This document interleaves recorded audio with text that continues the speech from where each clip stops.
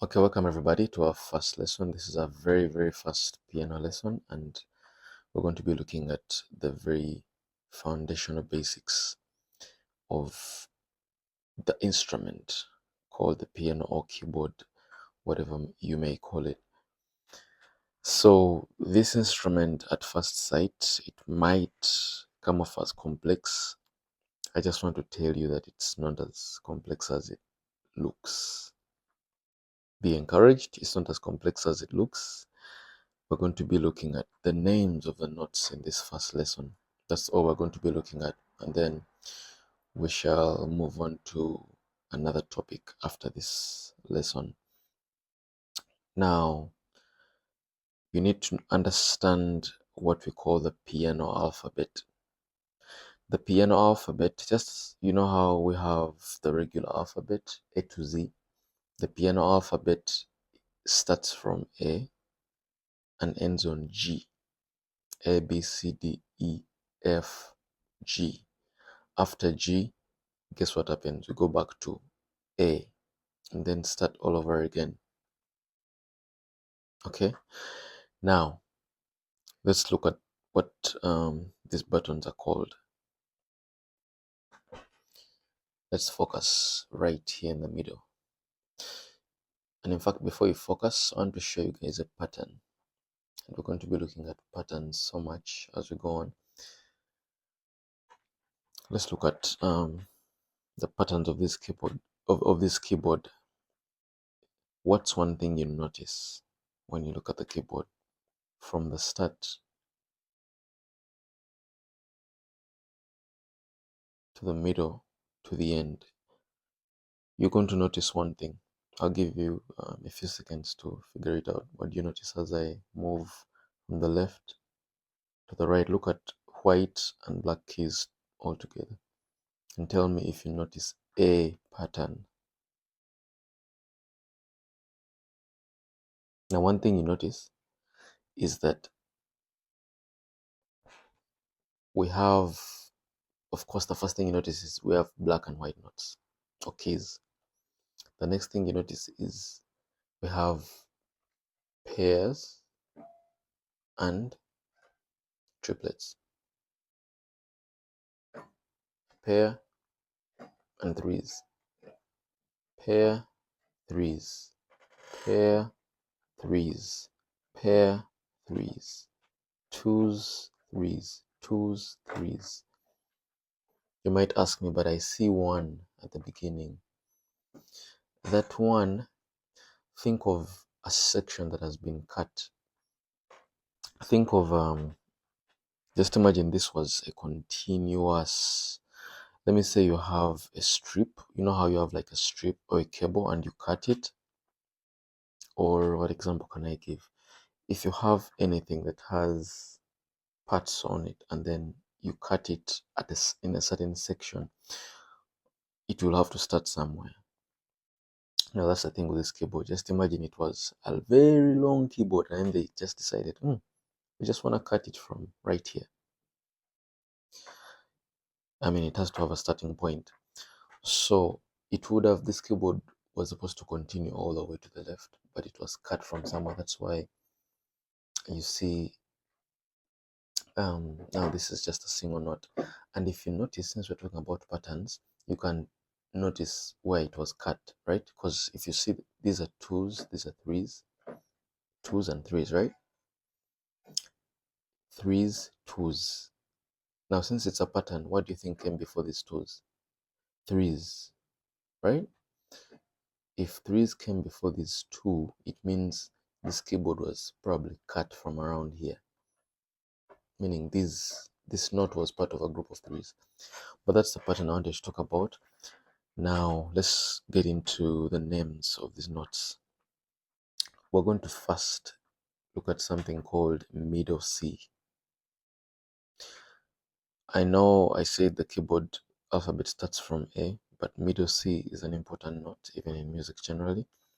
Now middle C is simply the white note that is located before the two black notes and at the same time it's located relatively in the middle of the keyboard. Now, first of all, C. Let's look at C first, okay, as the fundamental note. C is the white note before every two black notes. Identify two black notes on your keyboard. Two black notes, two black notes, two black notes, two black notes, two black notes, two black notes. And by two black notes, I'm talking about two independent black notes, not these two. These are three. Remember the pattern? So everywhere you see two black notes, identify the white note right before, on the left side of the two black notes. The very first white, the immediate white note on the left side of the two black notes is what we call C. So I have two black notes and I have a C. I have two black notes, I have a C. I have two black notes, I have a C. I have two black notes, C. Two black notes, I have a C. And so on and so forth. Okay, that's C. Before that, two black notes. Now we're talking about middle C. Middle C is found, if you look at the keyboard entirely, where is the center of the keyboard? What's the C that is relatively in the center? Let's identify it, and that will be middle C. Okay. Now from C, we're going to move to the rest of the alphabet. After C, what comes after C in the alphabet? D, right? Now, take note that we're looking at white notes strictly for now. White notes first. Don't worry about the black notes. Don't stress yourself. We're looking at white notes. We've identified C, which is a white note located on the left side of every two black notes. After C, we proceed to D. Where is D located? In the middle of every two black notes. And after C, that's D. So we have C behind every two black notes, and then we have D in the middle of every two black notes. Okay, and then from there we have E. E. Where is E located? After or on the right side of every two black notes. Look at two black notes. What's on their right side? E. What's on their left side? C. On the right side? E. In the middle? D. So we have C, D, E. C, D, E. Okay?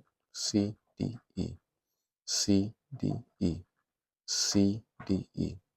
C, D, E. Up to that side. After D, what comes next? F. F is located behind every three black notes. Where is F located? Behind every three black notes. You see three black notes. On their left side, you have F. Three black notes. Left side, you have F. You have F on the left side, F on the left side, F on the left side, F on the left side, F on the left side. Cool. After F, what comes next? G. You got G, G, G, G, G, G. Okay. After G, what comes next? H. Did somebody say H? No. The keyboard alphabet moves from A to G. So what happens when we reach G? We start over. We go back to A. Okay. So A is right there. A is right there. Same A right here. Same A right here. Same A right here. Same A right here. After A, what happens? B. Where is B located? Every after or on the right of three black notes. You have B.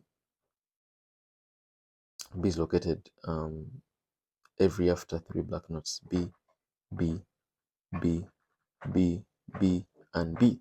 Okay. After B, what happens? Guess what? We go back to C. C, C, C, C, and C. C. So what do we have now? We have C behind every two black notes, D in the middle of two black notes, E after two black notes, F behind three black notes, G, A, B after three black notes, and back to C, okay? And the cycle repeats itself. C, D, E, F, G, A, B, C, D, E, F, G, A, B, C, D, E, F, G, A, B, C. Okay, I want you to practice that. Make sure you memorize, test yourself. Make sure you identify and understand what each note is called for the white keys, okay? And then in the next lesson, we shall look at the black ones. White keys, right? We named all these white keys. All of them were named. All of them. Now, all of them didn't have different names, but we looked at what we call patterns, right? And we realized this keyboard looks only complex because a group of notes repeat themselves. And we looked at all the white notes. So I believe right now you're able to name every white note regardless of which one I touch. That was the first lesson. And we one easy way to identify them was from their positioning relative to the black ones, okay? Now today we're going to look at the black notes. We're going to name the black notes. And I have a very interesting, let's call it an analogy or an imaginative way to look at it, because sometimes the black notes can be confusing.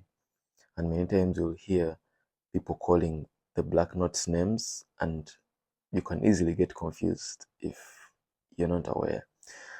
Now, think of the white notes as parents. Think, you know how your dad gives you a name? For example, my name is Enoch Mayanja. I get my Mayanja name from my father because he's a Mayanja. Now, look at it this way. We're going to imagine the white notes as parents. The only difference is it's going to be both parents assigning a part of their name to the son or to the child. Okay? I don't want to lose you.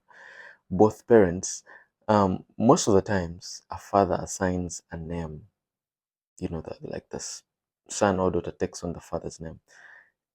In music, father and mother both give a part of their name to the child.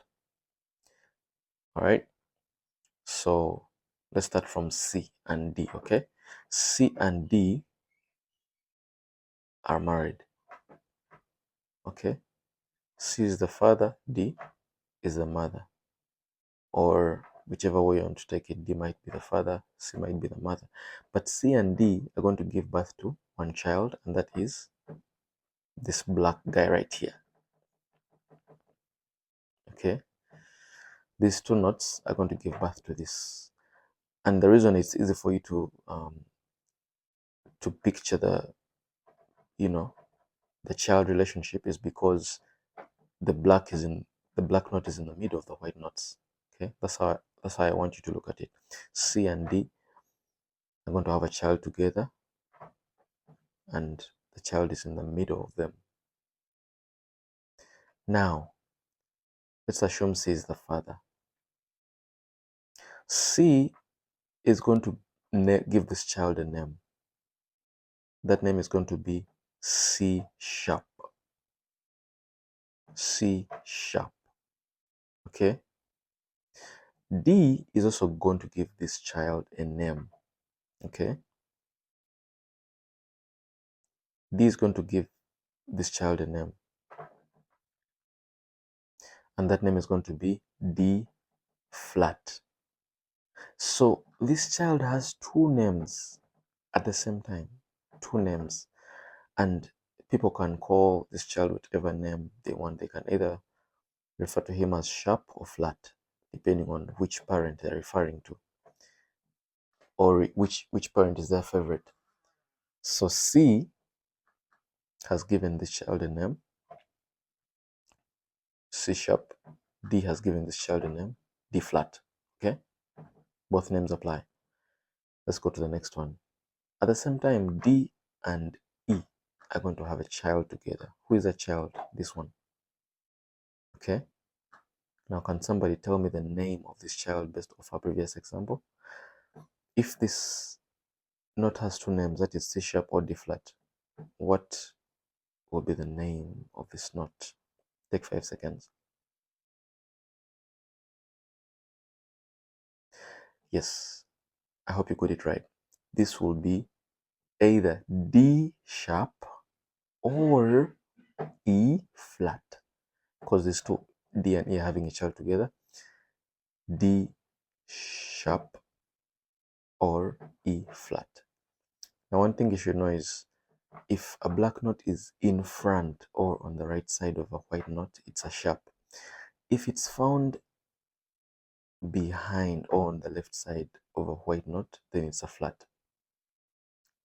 So you have C sharp or D flat, then you have D sharp or E flat. Now we're going to move on. The next one is interesting. E and F have no child. These ones don't give birth. They have no child together. Why? Because we don't see any child. There's nothing in between them. Let's go to F and G. F and G are going to have a child together. Based off the previous example, what's going to be the name of this child? The two names of this child. It's going to be one F sharp or G flat. Okay. Next. This is actually a better view. So D and G are going to have a child together. What are the two names going to be? Either G sharp or A flat. A and B are going to have a child together. It's going to be either A sharp or B flat. Okay. So, and then we shall be back to C sharp, of course. So going back, it's going to be C sharp or D flat, D sharp or E flat, F sharp or G flat, G sharp or F flat, A sharp or B flat, and then back to C sharp or D flat. And that marks the end of our lesson concerning the names. Now you should be comfortable on any note, on naming any note, any of the notes on the keyboard.